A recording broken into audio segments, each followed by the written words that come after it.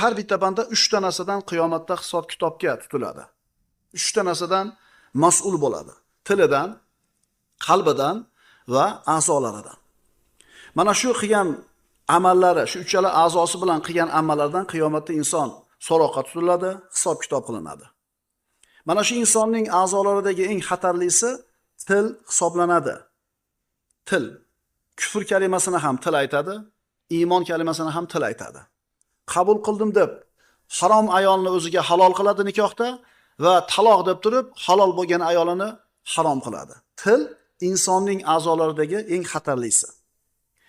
Insonni mana shu tilidan aytgan so'zi qalbidagi kalomga muvofiq bo'ladi yoki muvofiq bo'lmaydi. Bundan qat'iy nazar o'sha til bilan aytgan narsasi hisob bo'ladi. Ya'ni hazlashib turib taloq desa ham taloq tushadi. Niyat qiluvdimi, qilmadimi muhim emas. Tilidan chiqdimi javobgar bo'ladi bu narsaga. Har bitta mukallaf bandaning tilidan chiqayotgan so'zlarini mana shu yelkasida o'tirgan ikkita farishta yozib turadi. Talaffuz qilinadigan so'zlarning eng sharaflisi va eng oliysi bu shahodat kalimasi. Va undan keyin rost so'zlar.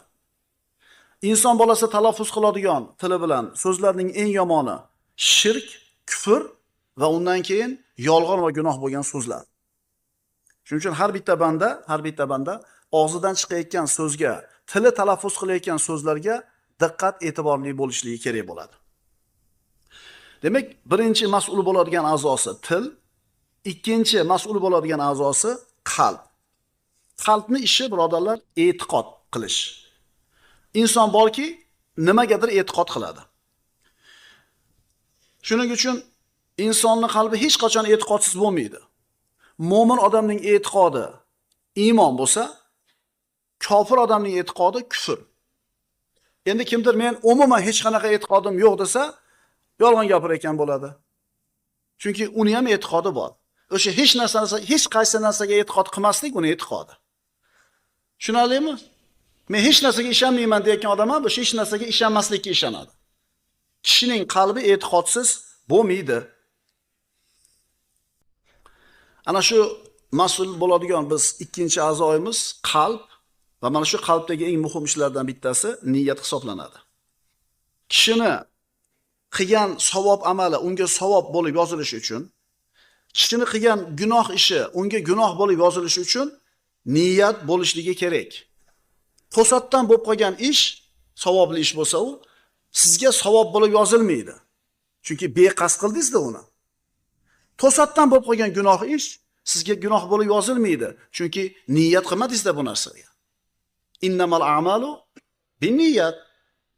Demak, birinchi mas'ul bo'ladigan a'zoyimiz til, ikkinchisi qalb. Har bitta mukallaf bandani zimmasiga farz bo'lgan e'tiqod nima desa, Allohga va uning nozil qilgan narsalariga e'tiqod qilishlik, iymon keltirishlikdir. Bandaga e'tiqod qilishiga farz bo'lgan narsa bu Allohning birligiga, borligiga iymon keltirishlik. Uchinchi, siz bilan biz mas'ul bo'ladigan a'zolarimiz bu mana shu jasadimizdagi a'zolar. Ko'zimiz, quloqimiz, oyog'imiz, qo'limiz va mana shu narsalar haqida ham albatta biz qiyomatda so'roqqa tutilamiz. Demak, 3 ta narsani hal qildik. Banda tilidan, qalbidan hamda a'zolaridan mas'ul bo'lar ekan. Shuning uchun birodarlar, ota-bobolarimiz dastlab siz bilan bizga ta'lim beradigan kalimalarni o'rganishga qattiq e'tibor qaratgan. Eslasanglar, o'sha opa-dadalar, katabular o'tirib olib, kichkina bolalariga kalima aytishni o'rgatgan. Hali bu bolalar bironta harf tanimaydi. Na kiril harfini, na arabiy harfni tanimaydi, lekin tili chiqib gapirishni boshlaganda shunga bobolarimiz, momolarimiz haris bo'lgan. O'tirib la ilaha illalloh qaytar degan. Qur'on o'qishlikdan avval, diniy amallarni qilishlikdan avval hali bu bolalarimiz balog'at yetmasdan turib kalimaga farzandlarimizni nima qilgan? Ota-onalarimiz o'rgatgan, kalimani ularga yodlatgan. Va bu o'ta muhim narsa. Ahmad Xodiy Maqsudiyni qalamiga mansub Muallimi soni kitobi bor. Bu yerda o'sha Muallimi soni uyda bo'lmagan bironta odam bo'lmasa kerak. Kim Qur'on o'qisa, kim bir diniy ilm o'rganaman desa, albatta mana shu muallimi sonini o'qiydi. Ana shu muallimi sonida arab alifbo harflarini tugatgandan keyin, harflarni bir-biriga qo'shib, urishtirib, o'qishni o'rganganidan keyin Qur'onga tushligidan avval birinchi kalimalar keladi. Iymoniy 7 kalimasi deymiz. Shu kalimani ko'rib chiqqanmiz bir qator. Ya'ni siz bilan biz bilishimiz kerak bo'lgan hammamiz kalimalar akalar. Chunki iymon nima ekanligi mana shu kalimalardan o'rganamiz va shu kalimani aytishlik bilan iymonimiz to'liq bo'ladi. Birinchisi, kalima-i toyiba. La ilaha illalloh Muhammadun Rasululloh. Allohdan o'zga iloh yo'q. Muhammad alayhisalom Allohning elchisi. Ya'ni la ilaha illalloh. Allohdan boshqa ibodat qilinishlikka loyiq bo'lgan ma'bud yo'q. La ilaha illalloh, Allohdan o'zga iloh yo'q. Muhammad Rasululloh. Bu kalima-i toyiba, pokiza kalima yoki yoqimli kalima deyiladi. Fitrati aynimagan har qanday odamga bu kalima yoqadi. Muhammad Rasulullohning ikkita ma'nosi bor. Muhammad sallallohu alayhi vasallam Alloh tanlab olgan banda. Ikkinchi ma'nosi Muhammad alayhisalom payg'ambarlarning, rasullarning eng oxirgisi. Ikkinchi kalima kalima-i shahodat. Ashhadu an la ilaha illalloh va ashhadu anna Muhammadan abduhu va rasuluh. Guvohlik beraman, Allohdan o'zga iloh yo'q. Guvohlik beraman, Muhammad alayhisalom Allohning bandasi va rasuli. Mana shu ikkala kalimani aytgan odam musulmon ekanligi dalili ko'rinadi. Shu ikkita kalimani aytgan odam musulmon ekanligi isbotlanadi. La ilaha illalloh Muhammad Rasululloh, ashhadu an la ilaha illalloh va ashhadu anna Muhammadan abduhu va rasuluh. Bu aqida darslari birodarlar. Bu aqida ilmi birodarlar. Aqida ilmi juda ham xatarli narsa. Aqidasi buzuq bo'lgan odamni bironta amali qabul bo'lmaydi. Aqidasi buzuq odamni bironta amali qabul bo'lmaydi, namozi ham, ro'zasi ham. Shuning uchun eng muhim narsa. Uchinchi kalima. Kalima-i tavhid.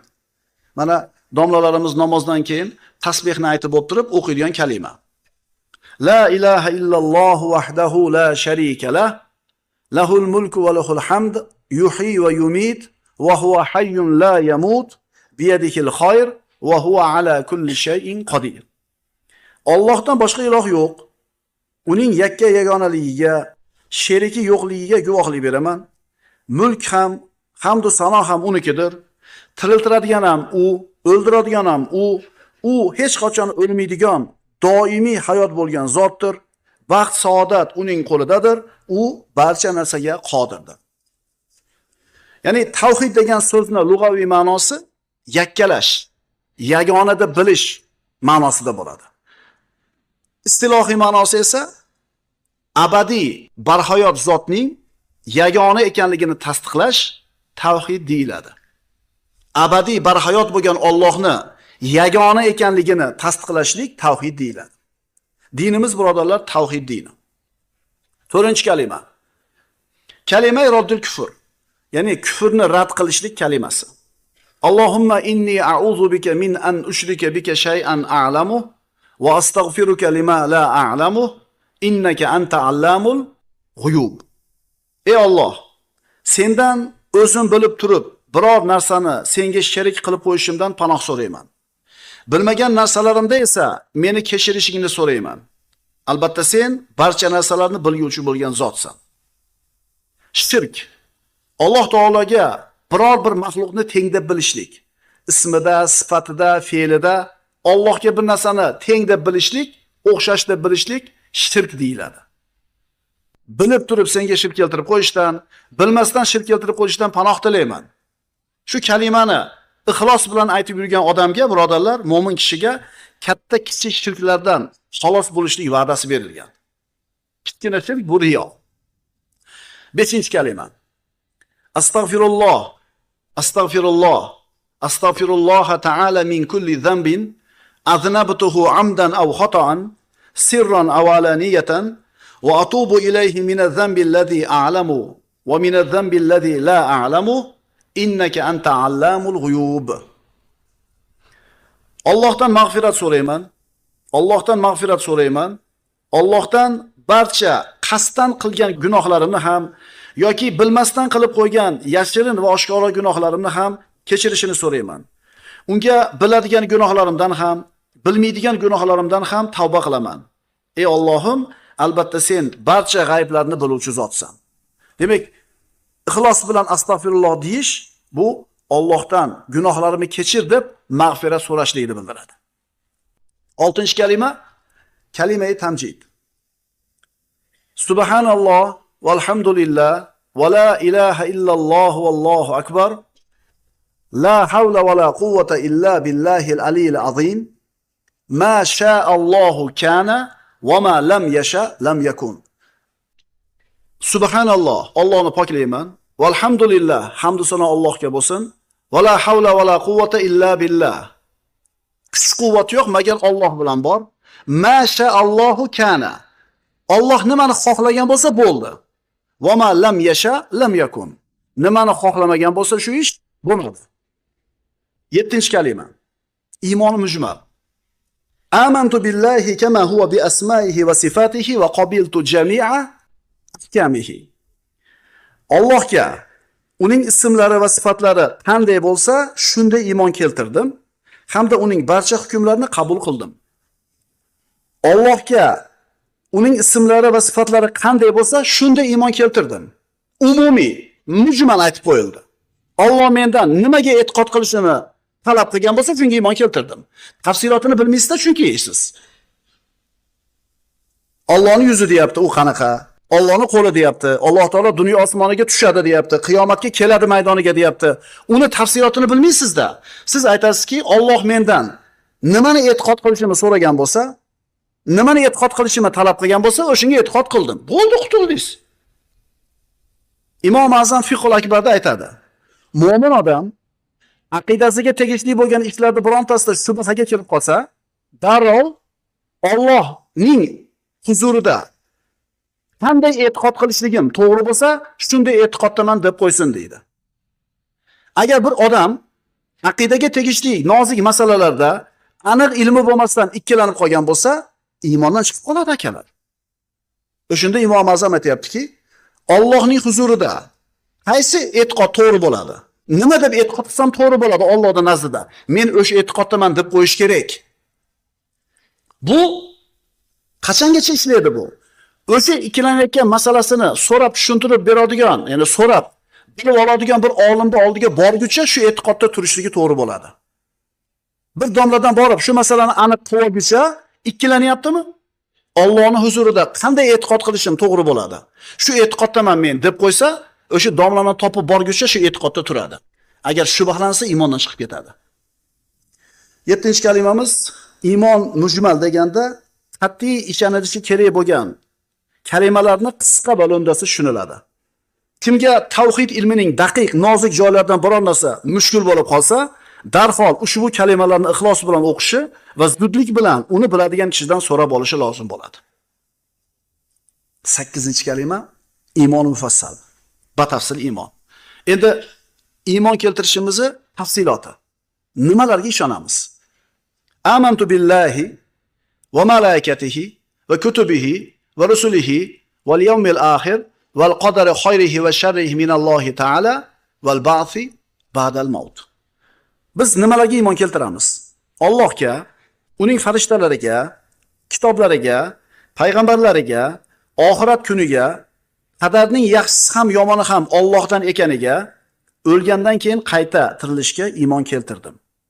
Iymon mufassal deganda mo'min kishi qat'iy ishonish kerak bo'lgan narsalarning asoslari tushuniladi. Siz bilan biz bilishimiz kerak bo'lgan, yoddan bilishimiz kerak bo'lgan va e'tiqod qilishimiz kerak bo'lgan kalimalarni o'rgandik. O'shi rahmatulloh alayh so'z boshlar, imlolar boshida banda deb o'zini Allohning bandasi ekanligini tan olyapti, o'zini Allohning bandasi ekanligini e'tirof qilyapti. Mana shu abd, banda degan so'z birodarlar, inson bolasiga beriladigan eng oliy maqom, eng oliy martaba, eng oliy sharaf. Allohga qul bo'lish. Payg'ambarimizning ismlaridan Muhammad, Ahmad, Mahmud, u zotga xitob qilinganda Rasululloh, Nabiyulloh deyiladi. Lekin Alloh azza va jalla payg'ambarimizni bir necha o'rinlarda abd deb zikr qildi. Qul, Allohning quli. Va bu Muhammad alayhisalom uchun eng katta sharaf edi. Qur'on nozil qilgan Alloh azza va jallaga hamd aytish o'rnida ham payg'ambarimiz abd dedi. Kahf surasi: Alhamdulillahillazi anzala ala abdihil kitaba va lam yaj'al lahu aywaja. Qur'onni o'zini bandasiga, quliga nozil qilgan Allohga hamd sano bo'lsin dedi. Allohga hamd aytish kerak bo'lgan o'rinda payg'ambarimizni banda deyapti, abd deyapti.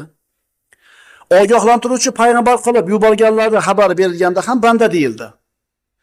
Tabarakallazi nazzala al-furqona ala abdihi liyakuna lil alamin nadhira. Olamlarga ogohlantiruvchi bo'lish uchun o'z bandasiga Furqonni nozil etgan zot barakotlidir. Yana payg'ambarimizni hayotida bo'lgan muhim ishlardan Isro voqeasi. Makka mukarramadan Baytul Maqdisga, Quddusga Rasululloh bir kechada sayr qildi. Isro deyiladi bu voqea. Payg'ambarimizning hayotida bo'lgan eng muhim voqealardan bittasini aytganda ham Rasulullohni Alloh meni bandam deb, ya'ni abd kalimasi bilan aytadi. Subhanallazi asro bi abdihi. Ana shu o'zining bandasini sayr qildirgan Alloh taolo har qanday aybdan pok. Demak, yuqoridagi oyatlardan ma'lum bo'ladiki, inson bolasi uchun eng katta maqom, eng katta martaba, sharaf bu Allohning bandasi, Allohning quli bo'lishlik.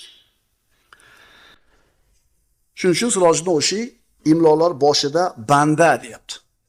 Siz bilan biz uchun eng katta sharaf Allohning quli bo'lishlik.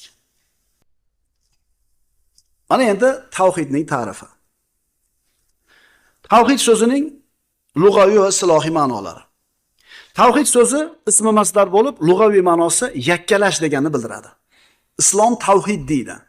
Allohni yakkalashlikni o'rgatadigan din.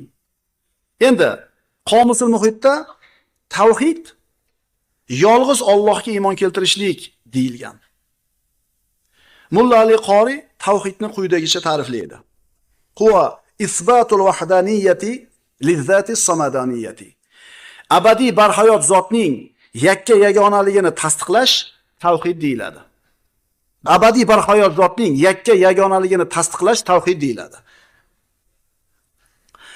Endi Aqidatut Tahoviyyani sharhini yozgan Muhammad Anvar Badaxshoniy shunday deydi. Tavhid haqida. An yatabarra al-insanu an jami wujuhi al-ishrak billah wa ya'taqida anna Alloh subhanahu wa ta'ala wahdahu la sharika lah, la fi dhatihi wa la fi sifatihi wa la fi af'alihi wa la fi asma'ihi wa la fi ahkamihi. Inson Allohga shirk keltirishining barcha ko'rinishlaridan o'zini saqlab, Allohning zotida ham, sifatlarida ham, fe'llarida ham, ismlarida ham, hukmlarida ham sherigi yo'q, yakka va yolg'iz ekaniga e'tiqod qilish tavhid deyiladi. Tavhid shu ekan. Yuqorida aytilganlardan xulosa qilamiz. Birinchisi, Alloh taolo bu koinotdagi biron narsaga o'xshamaydi. Uni bironta kamchiligi yo'q. Ikkinchi xulosamiz, Allohning ism va sifatlari Qur'onda va hadisda qanday bayon qilingan bo'lsa, ular ana shunday. Uchinchisi, Alloh taoloning ism va sifatlarini haqiqati qanday ekanini bilishga xaloyiq ojiz. Allohning ism va sifatlarini haqiqati qanday ekanini bilishdan barcha xaloyiq ojiz. Masalan, odam keldi deymiz. Odamning nima va qanday ekanligini bilganligimiz uchun, haqiqatini bilganimiz uchun uni fe'lini ham qandayligini bilamiz. U yurib keladi. Endi samolyot keldi deymiz. U ham keldi, bu ham keldi. Samolyotning qanaqa ekanligini, samolyotning nimaligini bilganligimiz uchun, haqiqatini tushunganimiz uchun uni kelishi qanday bo'lishini ham bilamiz. Mashina keldi. Mashinani nimaligini bilamiz, o'shuning uchun kelishini ham bilamiz. Ana shu kelgan narsani, haqiqatini, nimaligini bilganligimiz uchun uni biz sifatini ham, fe'lini ham bila olamiz. Endi Alloh taoloning o'zini qanaqa ekanligini bilamizmi? Alloh dunyo osmoniga har kechaning 3-qismida tushadi deyildi. Masalan, odam tomdan yerga tushdi. Baliq akvariumga tushdi. Olma yerga tushdi. Demak, tushish degani tevadan pastga tushishlik tushuniladi bizda. Endi Alloh taoloning o'zini qanaqa ekanligini bilmaganimizdan keyin Allohning tushishi qanaqa ekanligini ham bila olmaymiz. Mana shu misollar bilan oson tushunamiz. Aqoid ulamolari ilohiyatga tegishli masalani ikkiga bo'ladi. Allohning borligiga ishonish, Allohning birligiga ishonish. Alloh azza va jalla o'zi haqida shunday dedi. Laysa kamithlihi shay'un wa huwa as-sami'ul basir. Mana samolyotni bildik nimaligini, haqiqatini, uni sifatlarini ham bilamiz, uni xarakteristikasini ham bilamiz. Endi Alloh taoloning o'zini qanaqaligini biz bilmaganimizdan keyin uni sifatlarini ham haqiqatini bilmaymiz. Laysa kamithlihi shay'un wa huwa as-sami'ul basir. Uning mislidek biron narsa yo'q. Allohga o'xshash biron narsa yo'q. Allohga o'xshash biron narsa yo'q. Va u eshituvchi, ko'rguvchi bo'lgan zotdir. Shuning uchun aytyapmiz, Alloh o'zi haqida Qur'onda nima degan bo'lsa, Muhammad alayhisalom Alloh haqida nima degan bo'lsa, shundayligiga e'tiqod qilamiz. Imom Ahmad ibn Hanbal aytadi, Alloh o'zi vasf qilganidan yoki rasuli vasf qilganidan boshqacha vasf qilinmaydi. Qur'on va hadisdan tashqariga chiqilmaydi. Imom Buxoriyning ustozi Nuaym ibn Hammad aytadi, kim Allohni uning yaratgan narsasiga o'xshatsa, kofir bo'pti. Alloh ko'radi, lekin ko'rishi bizni ko'rishimizdek emas. Alloh eshitadi, lekin eshitishi bizni eshitishimizdek emas. Tushunyapsizlarmi? Alloh biladi, lekin bilishi bizni bilishimizdek emas deb aytib qo'yish kerak darrov.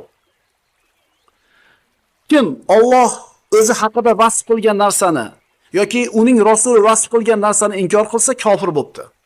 Alloh Qur'onda, payg'ambarimiz hadisida Allohning sifatlari haqida gapirdi. Bu narsa yo'q Allohda desa, bu odam ham kofir bo'ladi. Alloh o'zini vasf qilgan narsada va rasuli uni vasf qilgan narsada o'xshash ham, tengi ham yo'qdir degan. Soforloyar bobomiz aytadi, ko'ngilda ketsa, ko'zga tushsa har shay, erur andin munazzah xoliqi hay. Udur hokimki hukmin o'zga etmas, aning zotiga hech kim aqli yetmas. Tushunalimi? Insonning aqli Allohning qanday ekanligini idrok qila olmaydi. Chunki insonning aqli zamon va makonning ichidagi narsalarni idrok qila oladi. Endi Alloh taolo zamonning ichida ham emas, makonning ichida ham emas. Demak, insonning aqli yetmaydi Alloh taoloning qanday ekanligini idrok qilishlikka. Shunday ekan, har bir mo'min banda Allohning ism va sifatlarining haqiqati nimadan iborat ekanini bila olmasligiga qattiq e'tiqod qilishligi kerak va bunga kirishmasligi ham kerak. She'rga quloq solamiz. Al-ajzu an darkil idroki idrokun val bahthu an sirri zati robbi ishrakun. Idrok etish fahmidan ojizlik idrok etishdir. Robbning zoti sirini izlash shirk keltirishlikdir. Allohning zotini qanday ekanligini idrok qila olmasligingni idrok qilishing Allohning zotini idrok qilishingdir. Allohning zotini idrok qila olmaskanman.